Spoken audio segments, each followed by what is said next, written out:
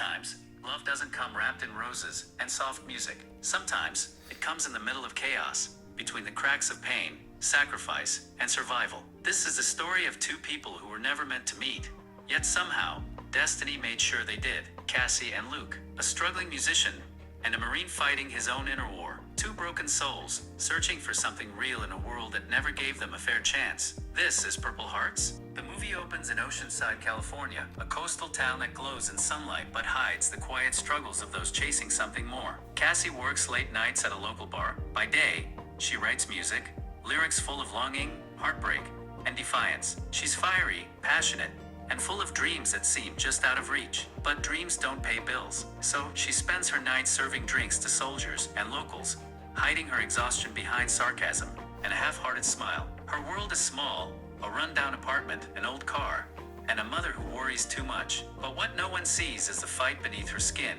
Cassie is diabetic, constantly counting pennies for insulin she can barely afford. Each shot she takes isn't just medicine, it's survival. And as the price of her medication keeps rising, her hope starts to shrink. She's one missed paycheck away from losing everything. Meanwhile, across town, another story unfolds. Luke Morrow, a young Marine, disciplined but haunted. He's just joined the Corps again, trying to rebuild his life after a dark past filled with bad decisions and the wrong crowd. He carries guilt, and more than that, debt. Debt to a man named Jono, his former drug dealer, who isn't exactly the forgiving type. Luke's trying to clean up his life, prove he's changed. But when Jono starts showing up again, demanding money, Luke knows time is running out. He can't fail this time. He needs to make something of himself, to honor his father's legacy and leave his past behind. But as fate would have it, his path is about to collide with Cassie's, and neither of them is ready for what's coming. One busy night at the bar, Cassie is behind the counter, serving a group of Marines who are celebrating their last night before deployment. They're loud, laughing, and full of the energy that comes from youth and danger mixed together. Cassie moves around them effortlessly, balancing trays and attitude. That's when Luke walks in, calm and quiet, the complete opposite of his rowdy friends. When he orders a Coke instead of beer, it catches Cassie's attention. She gives him a small smirk, part surprise, part curiosity. But the moment doesn't last. One of Luke's friends starts teasing her, making a crude joke about her music dreams and her political views. Cassie fires back instantly, sharp, bold, unfiltered. Her words cut through the laughter like glass. The energy shifts. He tries to apologize for his friend's behavior, but Cassie isn't having it. Her guard is up. Luke tells her she's predictable, says he's met girls like her before, that she judges soldiers before even knowing them. That one line, "I've seen your type before," hits her like a slap. Cassie steps forward, her voice trembling with fury and pride. She fires back, telling him he knows nothing about her life, about her struggles, or what it means to fight every day just to survive. Their words clash like sparks. Days later, Cassie's life hits another wall. Her pharmacy refuses to refill her insulin prescription without full payment. The system doesn't care that she's broke. Rules are rules. Cassie tries to reason with the pharmacist, but the answer is the same. No insurance, no medicine. Her mother, Carla, steps in, worried, pleading with her daughter to find another way. But Cassie, proud and exhausted, snaps. She tells her mom she's tired of always depending on others, tired of being pitted. The argument gets heated, voices raised, emotions raw. But after a few painful moments, Cassie's walls crumble. She breaks down, falling into her mother's arms, whispering that she just doesn't know what to do anymore. It's a quiet, devastating moment, one that shows how close she is to the edge.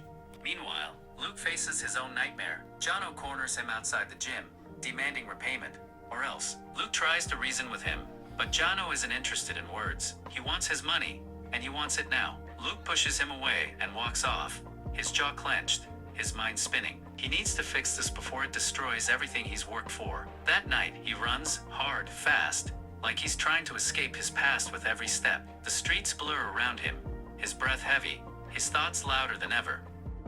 The next day, Cassie went to see Frankie but was surprised when Luke got the door. Cassie sat Frankie down and told him that she wants them to get married. She continues that she's a diabetic patient and she needs financial support with her medication. The reason she is asking Frankie to marry her is that she overheard some of the Marines saying that married couple gets allowance from the Marines. Luke was eavesdropping and then bulged in.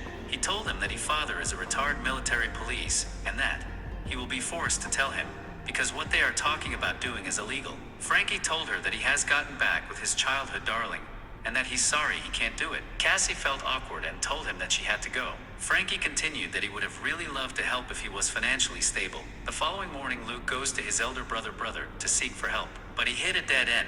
His brother threatens him not to come close to his family because he was scared that Jono would hurt them. He left in shame and couldn't utter a word. Luke became so desperate and worried that Jono might hurt his loved ones. He scraped his last penny and went to see him. Jono became angry because the money was small, but Luke told him he had a plan. He told him that he would engage himself in a marriage scam to raise money to pay the rest of the debt, so he should worry. Jono agrees. The following morning, Luke arranged for a meeting with Cassie at a coffee lounge. He told her that he is in for the marriage fraud. Cassie was shocked that Luke suddenly had a change of mind. It's wrong, illegal even, but they're both desperate. And so one quiet afternoon, they head to the courthouse. No fancy dress, no flowers, no vows whispered through tears, just a simple, awkward ceremony between two strangers trying to survive. Frankie stands beside Luke as his witness, the only real friend he's got in uniform. And when Luke fumbles nervously, Frankie grins, slips off his own wedding band, and says, "Here, use mine." Luke hesitates for a moment, then slides it onto Cassie's finger, a ring borrowed from love for a marriage built on necessity. When the judge finally says the words, "You may kiss the bride," Luke and Cassie exchange the briefest kiss. It's formal, almost mechanical, but beneath the surface, something flickers. Afterward, the newlyweds join a small get-together with the Marines. The bar buzzes with laughter, drinks clinking, and a little too much teasing. Everyone cheers for Luke, the new husband, and Cassie does her best to play along. But when one of the Marines makes a careless joke about their marriage, Luke and Cassie exchange a sharp look. The tension boils beneath their smiles. They whisper, argue in low voices, pretending for everyone's sake that everything's fine. It's awkward, heated, but necessary. They have to keep the act alive. Later that night, tradition catches up with them. As part of Marine culture, newlyweds are expected to spend their first night together, a small ritual meant to seal the bond. So, Luke and Cassie check into a modest motel on the edge of town. At first, the air between them is thick with discomfort. Cassie sits on the bed, arms folded, trying to convince herself this is just part of the plan. Luke stands near the window, silent, unsure of what to say, but the distance between them slowly melts into quiet conversation about life, about fear, about how neither of them thought they'd end up here. The walls of tension crumble, and for a brief moment, the act becomes real. They share a night together, not out of love, not yet, but out of something human, something soft that neither of them expected. Morning comes too soon. Luke packs his bag in silence, the weight of duty heavy in his eyes. Cassie drives him to the base, the car filled with unspoken words. When they arrive, lines of soldiers board the buses, families wave, and Cassie stands awkwardly by the side. She told herself this was business, just a deal. But as Luke steps onto the bus, something inside her shifts. She feels a pull, quiet, sudden, and undeniable. A Marine nearby shouts, "Come on, give him a kiss, Mrs. Morrow." Cassie blushes, hesitates, then takes a step forward. Luke looks back at her, a small, surprised smile crossing his face, and for the first time, their lips meet. A kiss that wasn't part of the contract. The soldiers cheer, the bus engine roars to life, and Cassie stands there, watching as Luke disappears into the distance. For the first time since their deal began, she feels something she can't explain. It's not duty, it's not survival, it's something far more dangerous, the beginning of real emotion. Time passes after Luke's deployment. Letters turn into messages. Messages turn into short calls. And slowly, what started as a fake marriage begins to feel like something more. Cassie's life finally starts to take a small, steady turn. She still works at the bar and performs for small crowds.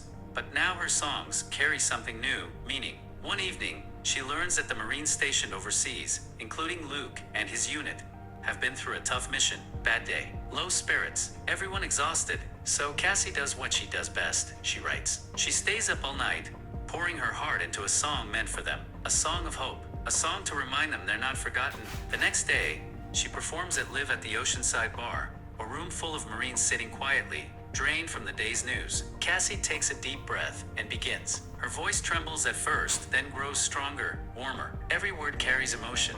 Every note reaches across oceans to the men and women far from home. When she finishes, the silence breaks into thunderous applause. The Marines rise to their feet, cheering, clapping, some with tears in their eyes. For the first time, Cassie feels like her music truly matters. That song, "Come Back Home," becomes her anthem. Clips of her performance spread online. Radio stations pick it up. Before long, Cassie finds herself invited to bigger stages, performing in front of larger crowds. Her voice, raw, honest, and emotional, begins touching people far beyond Oceanside. But while her career is rising, her heart starts to worry. Luke's calls grow fewer. Then they stop completely. Every time she dials his number, it goes to voicemail. She sends messages that never get replies. At first, she tells herself he's just busy, missions, training, the time difference. But deep down, something feels wrong. She keeps singing the same song at every show, the one she wrote for the Marines, the one that made her name. It becomes her signature piece, and every time she sings it, she thinks of him. The crowds cheer louder each night,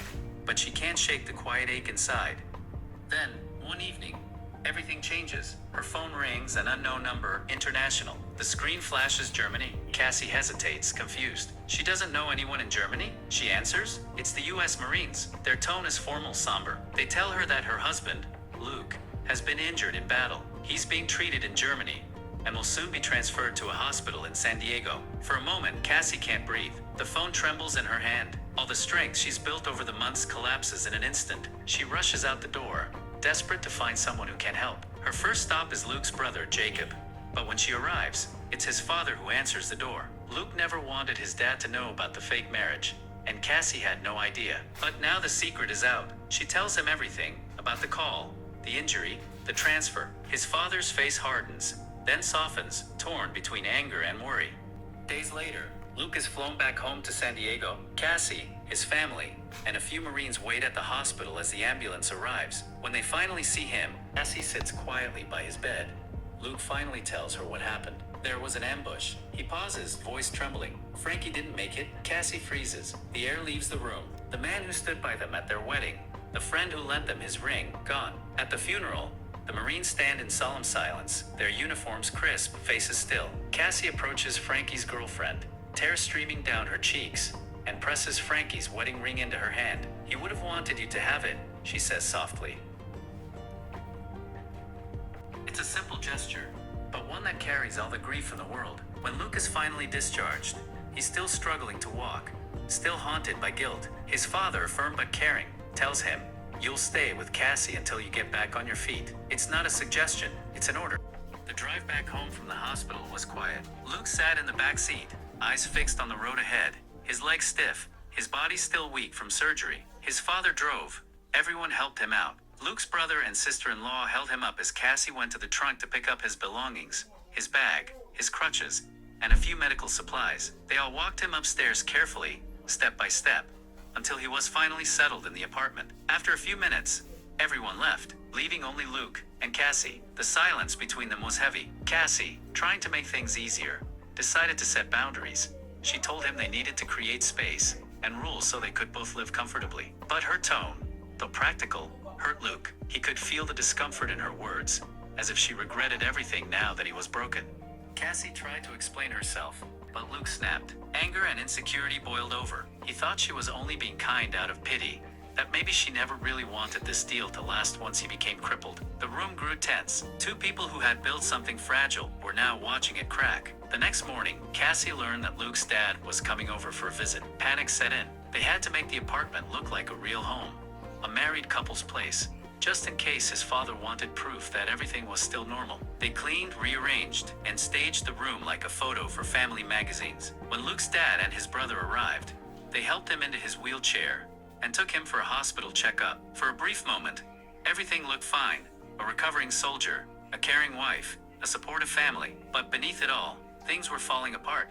That same day, Luke got an unexpected call from Jono, the man he owed money to before joining the Marines. Jono wasn't calling to check in. He was angry. He warned Luke that if he didn't resume his payments, he'd come after Cassie. Luke's heart sank. He didn't want her anywhere near that darkness. Meanwhile, Cassie tried to lift the mood. She came home one afternoon with a small surprise, a rehabilitation dog named Peaches, hoping it would help Luke heal faster and feel less alone. At first, Luke wasn't happy about it. He didn't want sympathy. But Peaches, in her own quiet way, refused to be ignored. Eventually, Luke gave in, a soft pat on her head, a quiet smile. The next morning, Cassie went out to buy food. She came back with 2 plates, one for herself and one for Luke. It was a small gesture, but it meant something. For the first time in a long while, they shared a meal and even laughed a little. Slowly, the walls between them began to fall again. But peace never lasts long. One night, Cassie got a call. Her mother's house had been broken into. Fear rushed through her veins. When she asked Luke about it, he He pretended not to know anything, but deep down he did. It was Jono. Eventually, Cassie found out, and when she did, her anger exploded. She confronted Luke, her voice shaking with rage and betrayal. She told him to pack his things and leave her apartment before she returned from her next show. It wasn't just anger, it was heartbreak. That night, Luke decided he had to make things right. He went after Jono. The moment he found him, the rage took over. He beat him brutally, years of frustration and guilt pouring out with every punch. But it was too late. Jono had already reported the incident and the fake marriage to the military police. Later that night, Cassie's phone rang. It was Luke's father. His voice was heavy. "Cassie, they've arrested him." Luke was detained by the military police. At the hearing, Cassie tried to stay composed, but tears welled up as she watched Luke stand in uniform, head bowed. When asked about the marriage, Luke didn't hesitate. He lied. He told him it was all his idea, that he forced Cassie into it. He protected her, even when it meant losing everything. The courtroom fell silent. Luke was found guilty and sentenced to 6 months in military prison. Cassie could barely breathe. For weeks, she tried to move on, focusing on her music, her shows, her audience. But every song she sang reminded her of him. Every word carried his voice, his smile, his pain. Finally, one evening, she couldn't take it anymore. The moment her show ended, Cassie ran straight to her car and drove as fast as she could to see him. One last time before he was taken away. She made it just in time, breathless, emotional. She reached him before the guards let him out. Tears filled her eyes as she told him everything she had been holding back, how she had fallen for him, how none of this was fake anymore. And for the first time, Luke didn't try to be strong. He looked at her and smiled softly. Then, he slipped his wedding ring off and placed it in her hand. "Take care of it," he whispered, "because now it's real." Cassie leaned forward and kissed him deeply, a goodbye that said everything words couldn't. And as he was led away, she stood there, clutching the ring like it was the only thing keeping her whole. Sometimes love doesn't arrive in perfect moments. It finds us in the middle of mistakes, chaos, and heartbreak. It teaches us that the truest form of love isn't about how we start, but how we choose to stay, even when it hurts. Would you risk everything, even your freedom, for someone who taught you how to love again? Let me see your answers in the comments section.